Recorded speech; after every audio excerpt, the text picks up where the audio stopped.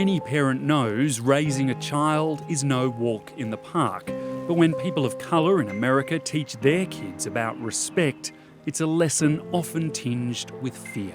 Be respectful at all times, because all it takes is a phone call for police to be there and a situation to be escalated.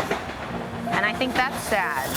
A month before Benita Buck entered the world, her mother Twana had an altercation with police that changed her forever.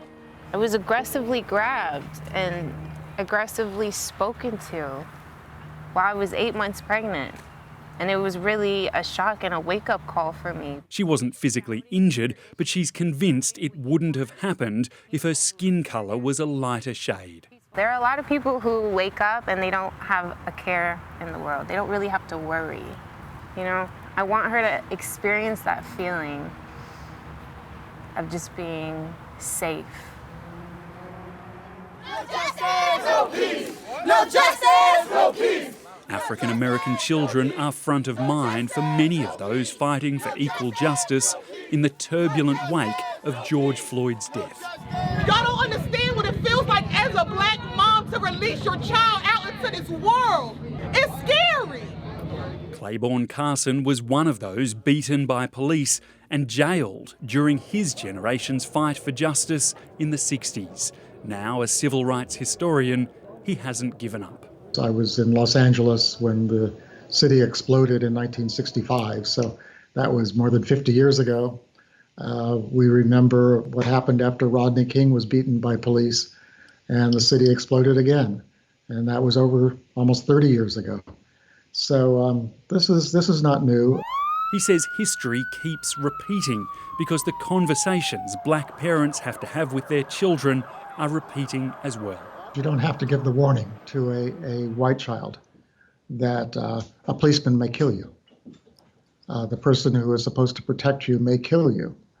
Since the days of Martin Luther King, there has been some progress in the black community, particularly when it comes to education. But on many lead indicators, there's still huge disparity, and none more so than criminal justice. Since the late 60s, the percentage of African Americans behind bars has almost tripled, with black Americans locked up at 5 times the rate of white Americans.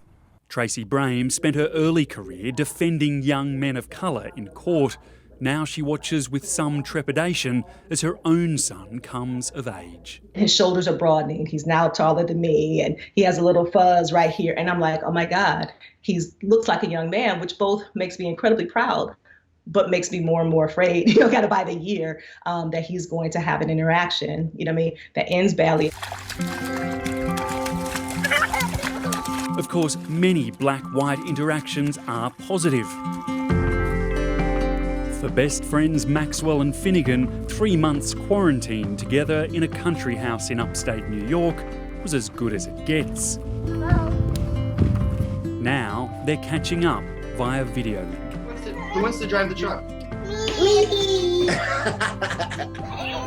Last year, a viral video of the inseparable duo touched people around the world, and it's making the rounds again. People started reaching out, and we've seen a lot of things that said, wow, this is still relevant, and it's more relevant, I think, than it was before.